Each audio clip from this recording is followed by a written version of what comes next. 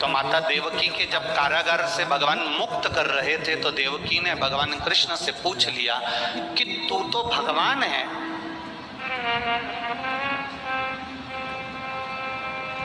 तू नारायण है, तू कृष्ण है, तू राम है, तू परमात्मा है, तू विष्णु है, तू दत्त है, और तू नारायण होकर, परमात्मा होकर मुझे छुड़ाने में तू 14 साल लगा दिए और 14 साल के बाद तू मुझे छुड़ाने के लिए आ रहा है। कृष्ण, क्या 14 वर्ष के पहले तू मुझे छुड़ाने नहीं आ सकता था? देवकी माता ने अपने पुत्र कृष्ण से कहा कि 14 साल की तेरी आयु हो गई और 14 वर्ष के बाद तू मुझे छुड़ाने के लिए आया है। कृष्ण, क्या तू मुझे 14 साल के पहले छुड़ाने नहीं आ सकता था? भगवान कृष्ण ने कहा, माँ 14 वर्ष के पहले मैं आ जाता पर पुराना हिसाब पूरा नहीं हो पाता। माँ, जिस समय पर मैं राम बना था उस समय पर तूने केकई बनकर मुझे 14 साल के लिए वन भेजा था, इसलिए 14 वर्ष का हिसाब आज पूरा हुआ।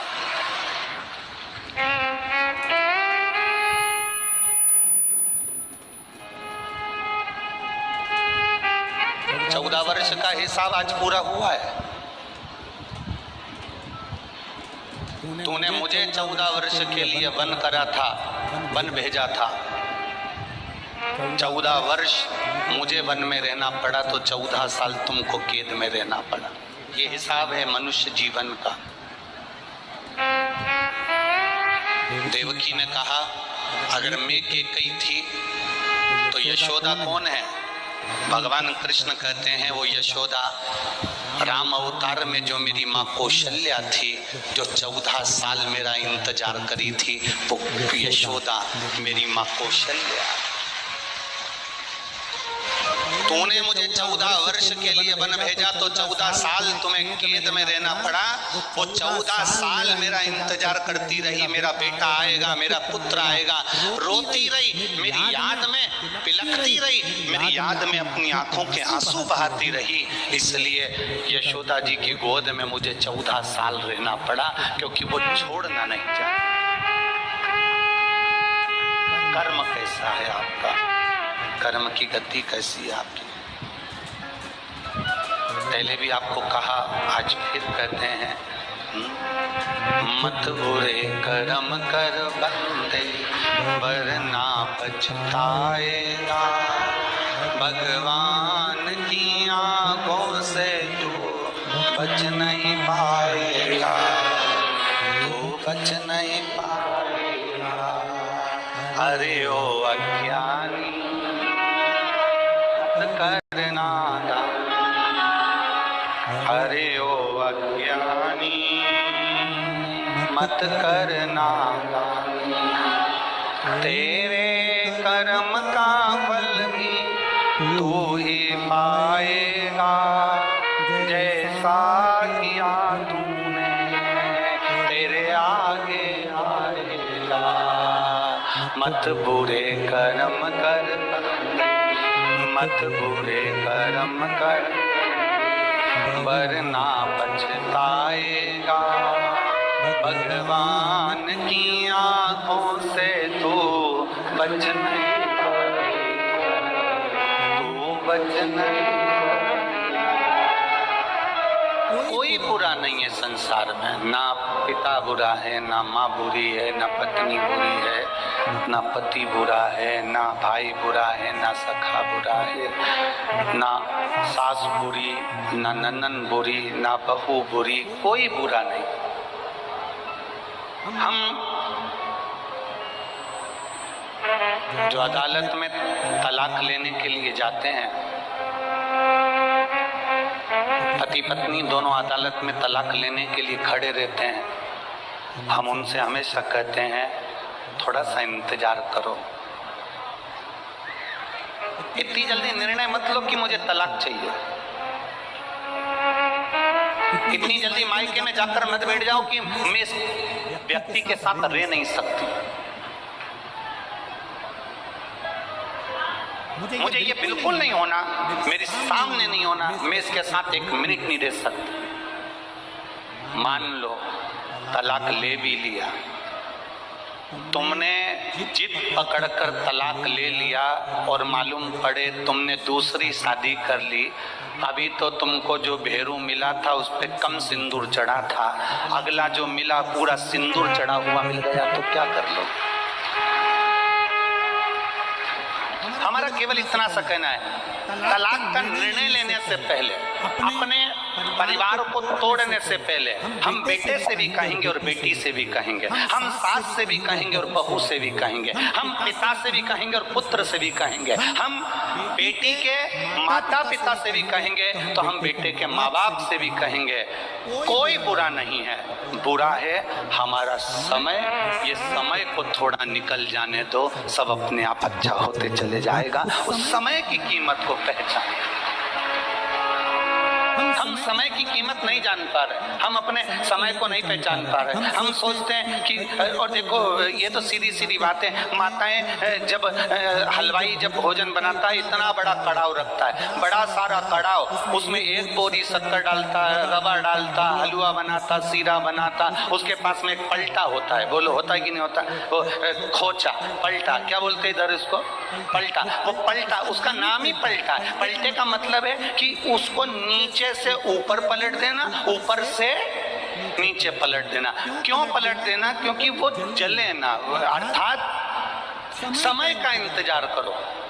किसी देवता के पास में पलटा नहीं है, पर मेरे शंकर भगवान के पास में त्रिशूल जो दिखता है वो पलटे जैसा ही है। उसका काम केवल पलटने का है, कब नीचे से ऊपर कर दे और कब ऊपर से नीचे कर दे किसी को नहीं मालूम पड़ता। किसी देवता के पास में पलटा नहीं मिलेगा। तुम देख लो, भगवान विष्णु के पास में चक्र है, चक्र से क्या वो हलवा पलट सकता है, सीरा पलट सकता है? भगवान के पास में गदा है, गदा से क्या सीरा पलट सकता है? बोलते जाओ, पलट जाएगा क्या? तलवार है, तलवार से सीरा पलट जाएगा? नहीं। पर त्रिशूल एक ऐसा है जो पलटने का भी काम कर देता है। वो मेरे देव अधिदेव महादेव के पास में है, उसने अपने पास संजो कर रखा है, वो पलट देता है। भाग्य को पलटने में देरी नहीं करती, थोड़ा समय जरूर लग सकता है। आप इतनी जल्दी निर्णय मत लेना कि मैं इसके साथ नहीं रह सकती, ये मेरे साथ नहीं रह सकता, हमें एक दूसरे के साथ नहीं रहना।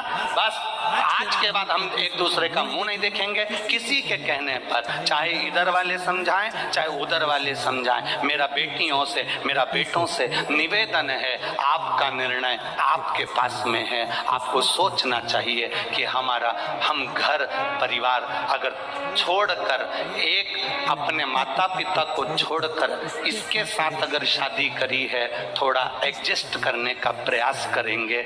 जब नहीं होगा तब सोचा जाएगा। जब भी कोई निर्णय लेने का समय आए तब अपने मन को शांत रखकर, शिव का नाम लेकर, ओघड़दानी को याद कर कर, उसका भजन कर कर तब निर्णय लो कि मैं करूं ना करूं। और एक बात बहुत अच्छे से याद रखना, जब आप कोई निर्णय तक नहीं पहुंच पाओ, आपको भड़काने वाले ज्यादा मिलेंगे। रहने दे, अगर वो ऐसा करता है तो क्यों जा रही है तो उसके पास में, मत जा। नहीं बेटी, थोड़ा एडजस्ट कर। बेटी का माँ कब तक एडजस्ट करूं? हर बार गाली दे देते हैं, अपशब्द कह देते हैं, ताना दे देते हैं, हाथ उठा दे। सुन, शांति रख। एक बार फिर अच्छा बनकर उनको अच्छा बनाने का प्रयास कर। बेटा कह दे पत्नी ऐसी है, ऐसा बोल दिया, कोई बात नहीं, थोड़ा शांति रख। हाँ, अगर अपन निर्णय नहीं ले पा रहे तो फिर किसी अपने माता पिता के सामने बैठकर फिर विचार करना कि मैं निर्णय क्या लूं। माता पिता भी सही निर्णय नहीं ले पाए तो किसी सतगुरु के पास जाना। साधारण गुरु के पास मत जाना, नहीं तो वो कह देंगे कि तुम्हारी किस्मत में तो ये पति लिखा ही नहीं था, ये शादी जबरदस्ती हो गई, पत्रिका तो मिली ही नहीं थी, रिश्ता तो होना ही नहीं था। अब हो गया, उसको क्या करें? ये तो मालूम है कि ये रिश्ता नहीं होना था, गुण नहीं मिला, ये नहीं मिला, वो नहीं मिला, अब हो गया, उसका करे तो करे क्या, ये सब बात पुरानी हो गई। किसी सतगुरु के पास जाना, वो गुरु जिसने कभी किसी के संबंध को विच्छेदित नहीं हुआ, उस गुरु के पास जाना और गुरु के पास जाकर फिर बैठकर कहना। होता है कभी कभी अपना मोबाइल का फंक्शन अपने ही हाथ से गड़बड़ हो जाता है, अपने से नहीं सुधरता है क्या? कभी कभी तुम्हारी उम्र 75 वर्ष की हो गई, तुमने भले कितना भी कमाया हो, कितने भी लोग तुम्हारा कहना मानते हो, पर कभी कभी तुम्हारा मोबाइल 75 साल के तुम हो गए, फिर भी तुम्हारा मोबाइल तुम सुधार नहीं पाते, तो क्या कहते हो? 15 साल का पोता, उसको आवाज लगाओगे, ए भानु इधर आ। हाँ दादाजी, अरे हमारा मोबाइल में ना जाने क्या हो गया, देख तो जरा। और भानु ने 15 साल का छोरा ने हाथ में मोबाइल लिया, कर बुरा के दादाजी के दिया, दादाजी चालू हो गया। दादाजी ने कहा मैं 75 साल का, मुझे मोबाइल सही करना नहीं आए और ये 15 साल का सही कर जाए। कभी कभी अपना मोबाइल अपने से ठीक नहीं होता।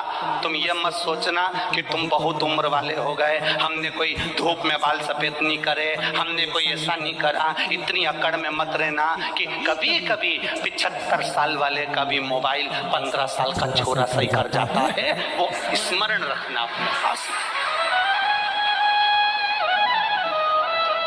कभी कभी घर के छोटे भी अच्छा निर्णय दे जाते हैं, कभी कभी घर के बच्चे भी अच्छा निर्णय दे जाते हैं।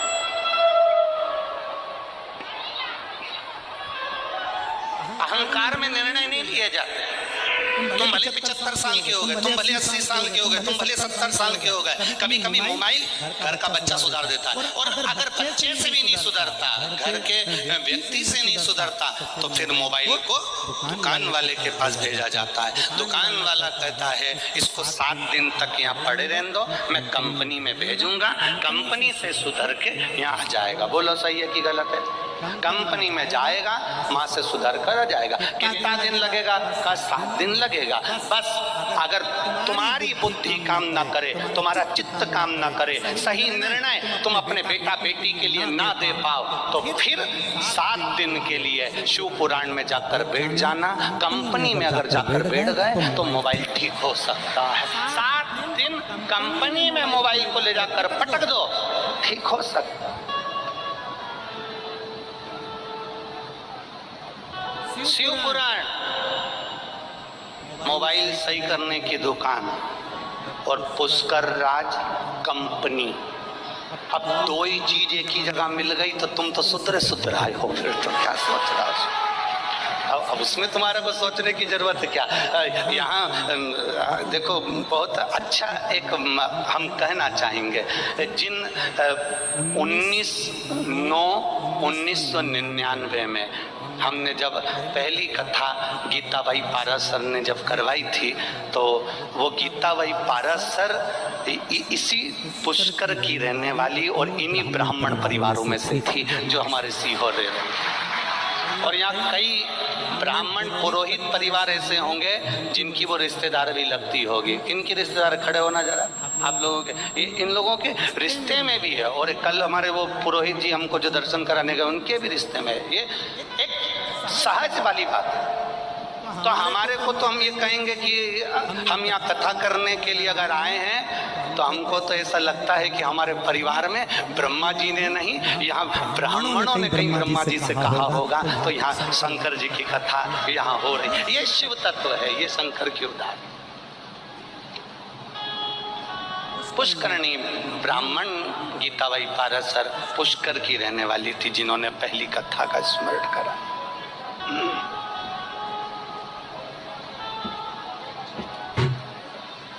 अब थोड़ा निर्णय लेने में देरी हो, थोड़ा चलेगा।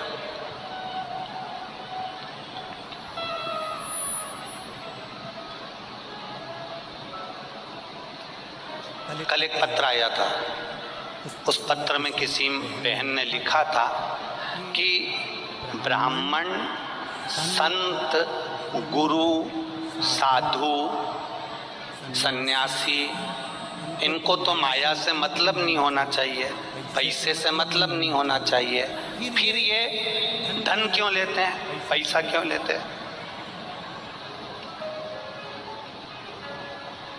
अब राजस्थान वाले हैं, जरा प्रश्न थोड़ा भारी करते हैं।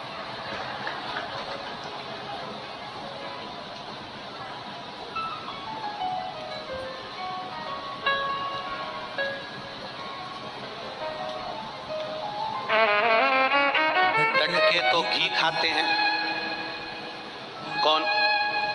अरे बोलो बोलो जम के। राजस्थान के लोग डट के घी केवल खाते नहीं है, राजस्थान मारवाड़ का एक एक व्यक्ति जितना खाता नहीं है घी, उससे दुगना मेहमानों को खिला देता है। ये वो राजस्थान, ये कोई साधारण है क्या राजस्थान?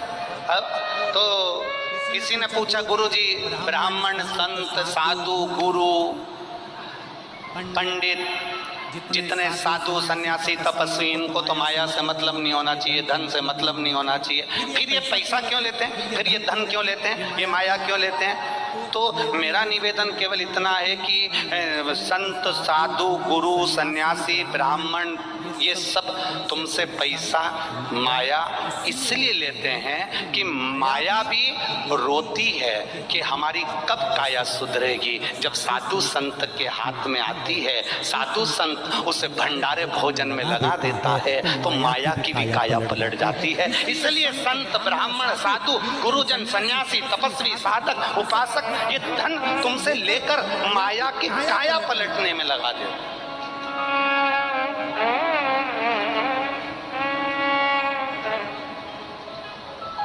अब करो भगवान का भजन, मना नहीं, अब करो शिव का स्मरण, मना नहीं, अब करो शंकर की भक्ति, मना नहीं, पर उसमें कभी कभी ऐसा होता है कि काया पलटने के लिए एक बार जलंधर एक बार जिनकी पत्नी वृंदा भगवान नारायण की उपासक, एक बार जलंधर जा रहा था और जलंधर जाते जाते माता पार्वती जी को कैलाश के ऊपर देख लिया जलंधर ने। अब माँ तो माँ बड़ी सुंदर, हमने पहले भी कथा में कहा, जितनी सुंदर बहू नहीं होती उससे दुगनी सुंदर सास होती है। Old is gold. हम पहले भी कथा में कहे, बहू को तैयार होने में 2 घंटे लग जाते हैं, सास को बस तीज का व्रत, सास का भी, बहू का भी, बहू का तीज का व्रत, बहू 2 घंटे में तैयार हो रही, बाल धोएगी, झड़ाएगी, तैयार होगी, चोटी करेगी, खजूर वाली चोटी बांधेगी, चूड़ला, फिर पायल, फिर लहंगा, फिर चोली, फिर चूनर, फिर गजरा ना जाने ये सब लगाएगी। और सास, बहू कह रही मम्मी तुम कब तैयार होगी, इतने में मम्मी बोल रही बहू तू तैयार हो जा, मैं तो तुरंत हो जा, पूजन का समय मम्मी तुम भी तैयार हो जा।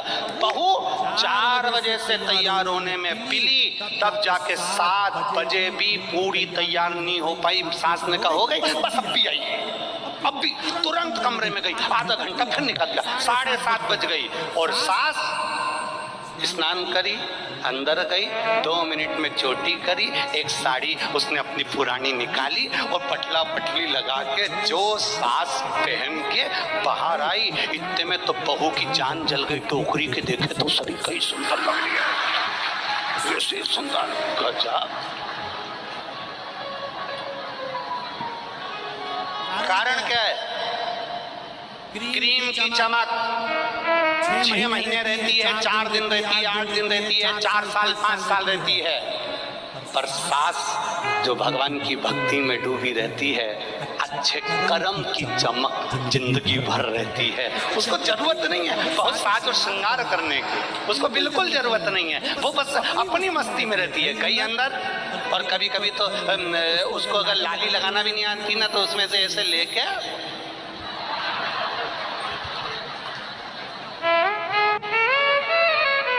और इतने में बहू ने कह दिया मम्मी यहाँ पे पाउडर ज्यादा दिख रहा है, तो इतने में मुंह में से जरा सा थूक लिया।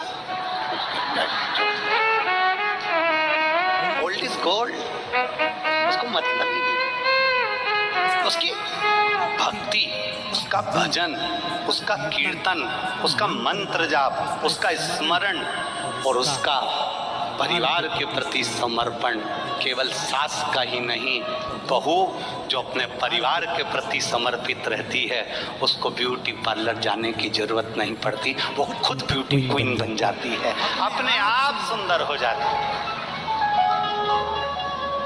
अपने आप उसमें सुंदरता दिखती है, अपने आप। और नहीं तो कहीं कहीं की रहती है। एक पत्नी ने नई साड़ी पहनी, त्योहार का दिन था, पति से पूछा मैं कैसी लग रही हूं। अब पति ने मन में विचार करा, सुबेरे सुबेरे कौन मूड खराब करे, पर पत्नी भी इतनी जिद्दी थी, वो जब तक पति से पूछे नहीं तब तक वो काम पे जाए। तैयार होके बाल मल धो के कंगा कंगी करके बढ़िया जोरदार झुमका झुमकी पहन के साड़ी माड़ी का पल्लू इधर पिन से टच करके और पति से आके पूछी मैं कैसी लग रही हूँ। पति ने कुछ नहीं बोला, पत्नी ने पति का हाथ पकड़ा, कैसी लग रही हूँ। पति बोले ऐसी लग रही जैसे हरी घास में भैंस चल रही है। अब तू पूछने गई क्यों पहले तो, और पूछा है तो उसने बोल दिया, जो उसको लगा उसने बोला। ये तो अपना मन का भाव है, जो बोल दिया, जो स्मरण में आया वो बोल दिया। अब यहाँ जलंधर ने माता पार्वती जी को देखा, और पार्वती जी बड़ी सुंदर माता माता बड़ी सुंदर है माँ।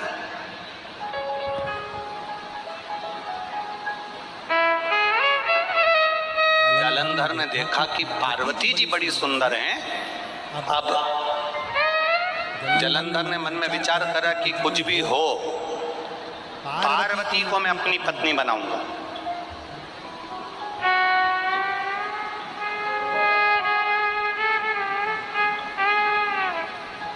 पहले कथा में कहा था, दूसरे की नारी, दूसरे का धन, दूसरे का मकान, दूसरे का वैभव देखकर कभी अपनी दृष्टि को गलत मत होने, कभी मत होने। जलंधर ने गलती कर दी और जलंधर ने देखा पार्वती जी बड़ी सुंदर है, मैं इनसे विवाह करूंगा, मैं इनसे शादी करूंगा। अब पार्वती जी तक ये खबर लेकर कौन जाए कि पार्वती जलंधर तुमसे शादी करना चाहता है, जलंधर तुमसे विवाह करना चाहता है। इस खबर को लेकर जाएगा कौन?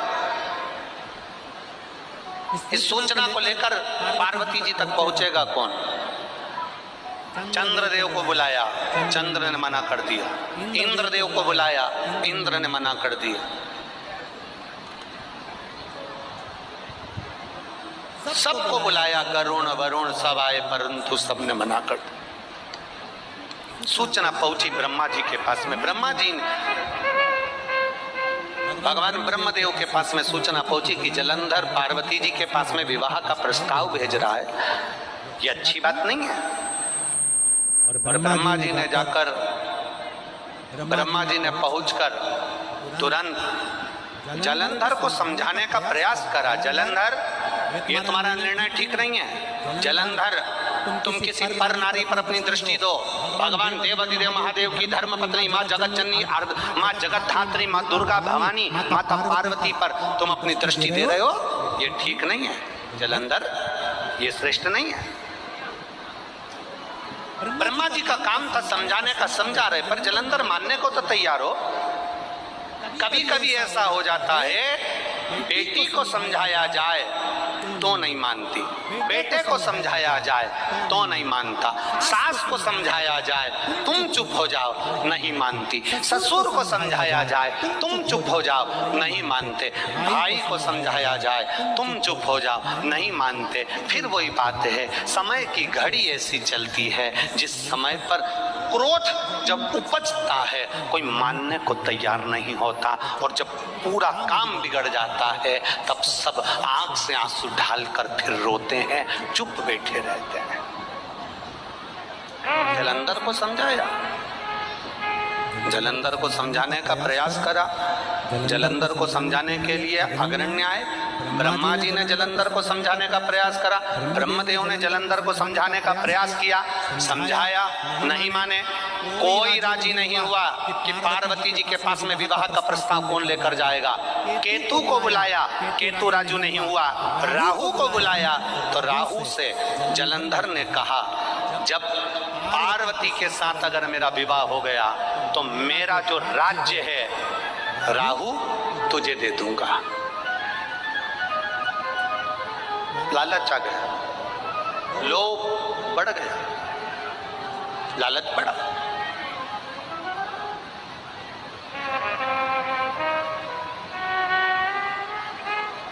जब लोभ बढ़ता है तब व्यक्ति की जिंदगी को नष्ट कर देता है। बड़ा लोभ व्यक्ति के जीवन को नष्ट करता है। लोभ, दुकान पर बैठे हो, सुबह 8 बजे से लेकर सुबह रात्रि को 9 बजे तक तुम्हारी दुकान खुली रहती है। त्योहार आया, तुमने दुकान को और लंबा समय तक खोलना प्रारंभ करा। शरीर में रोग बढ़ता चले गया, शरीर में कष्ट बढ़ता चले गया। बड़ा लोभ बढ़ा, शरीर बेकार, शरीर में कष्ट आया। एक चीज पुष्कर राज की धरा पर हमको सुनने को भी मिली और देखने को भी मिली। इतनी कथा करने के लिए सारे भारत की भूमि पर, देश में, प्रदेश में, जहाँ जहाँ लोग बुलाते हैं वहाँ वहाँ जाते हैं। ये कथा होने के बाद में ये 11 तारीख को पूरी हो जाएगी। 12 तारीख को अलवर राजस्थान में 1 बजे से 4 बजे तक वहाँ चालू हो जाएगी। अलवर की भूमि पर चालू हो जाएगी। पर एक चीज देखने को मिली पुष्कर राज में, जब परसों के दिन पानी आया, कल रात्रि को फिर पानी आया और खूब पानी गिरा, तो बड़ा सुनकर बड़ा अच्छा लगा।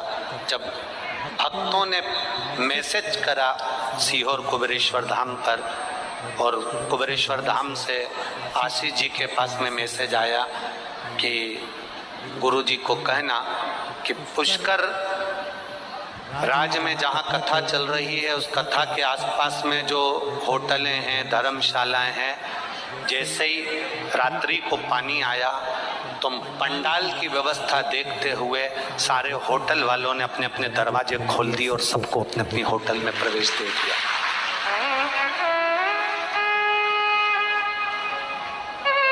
उसमें लिखा, किसी होटल वाले ने शंकर के भक्त से 1 रुपया नहीं लिया और उन्होंने कहा पानी आ रहा है, आप अंदर जाके सो जाओ। एसी के रूम खोल दिए। मैं प्रणाम करता हूँ पुष्कर राज के से भक्तों को, दंडवत प्रणाम करता हूँ, आपकी भक्ति को नमन करता हूँ। साधुता है। कोई होता है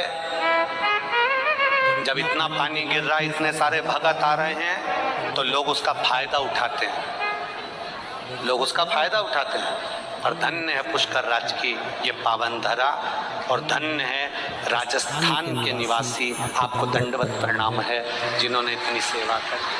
साधु है, आपको साधुवाद। बोल पुष्कर राज भगवान की। साधुता है आपको, बहुत बहुत साधु।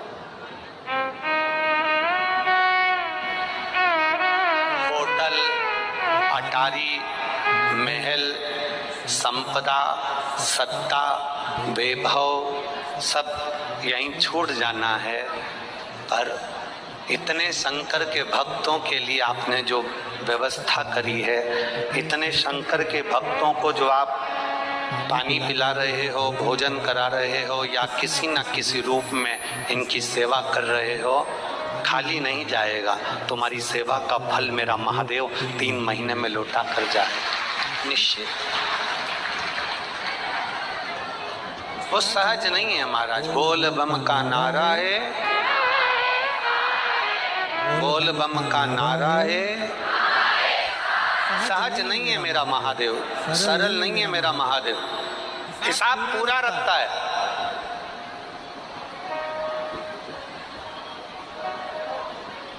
पूरा हिसाब है उसके पास। राहु के मन में लोभ जागृत हो,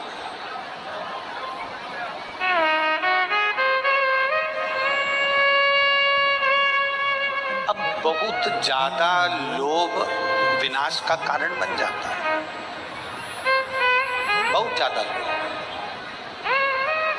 और राहु के हृदय में जब लोभ जागृत हो गया, राहु के हृदय में जब लोभ आ गया,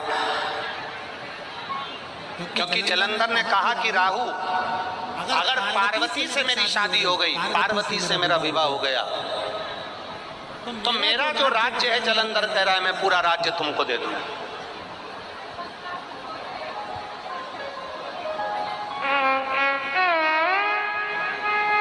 ये पूरा संपूर्ण राज्य मैं आपको दे दूंगा।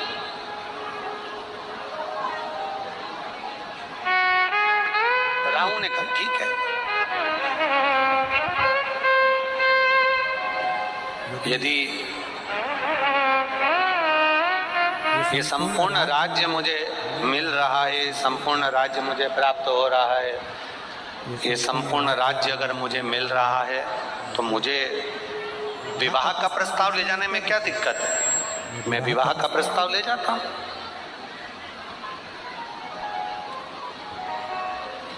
और विवाह का प्रस्ताव राहु लेकर चला। देवादिदेव महादेव समाधि में लीन थे।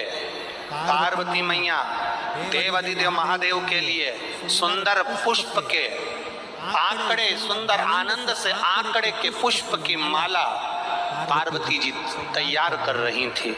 और इतने में राहु प्रवेश कर गया। राहु आया और राहु ने कहा, पार्वती जी, जलंधर आपको बहुत ज्यादा स्नेह करते हैं, जलंधर आपको बहुत ज्यादा प्रेम करते हैं।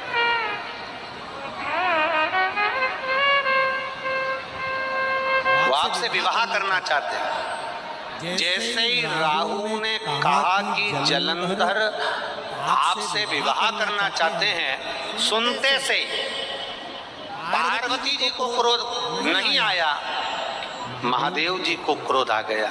पार्वती को क्रोध क्यों नहीं आया?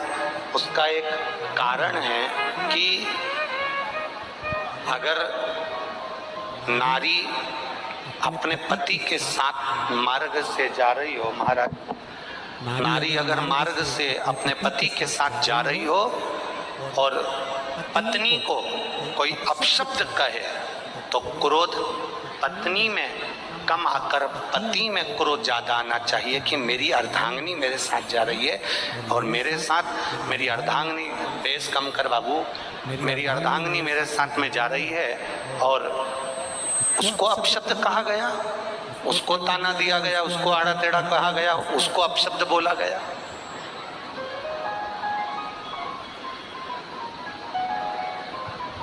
पहले तो एक हिम्मत बांधो,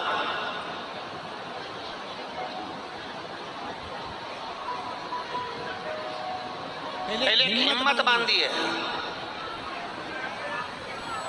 कि नारी, लोग कहते हैं कि अबला होती है, लोग कहते हैं नारी कमजोर होती है, पर शिव महापुराण ने एक बार भी नहीं कहा कि नारी अबला होती है, कि नारी कमजोर होती है। जब जब देवताओं पर भी आफत आती है तो माता पार्वती चंडी बनकर विद्यमान हो जाती है।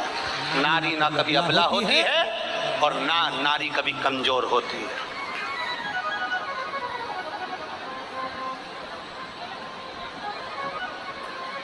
ये दुनिया के लोगों ने एक कह दिया नारी कमजोर है। नारी काहे की कमजोर है? किस बात से कमजोर है नारी? हमने पहले भी कथा में कहा, कोई विधर्मी आपको निगाह उठाकर नहीं देख सकता। अगर आप स्वयं अगर पद्मावती और झांसी की रानी हो तो दुनिया में किसी की सामर्थ्यता नहीं, कोई आपको निगाह उठाकर देख लिया। बल होना चाहिए। आप में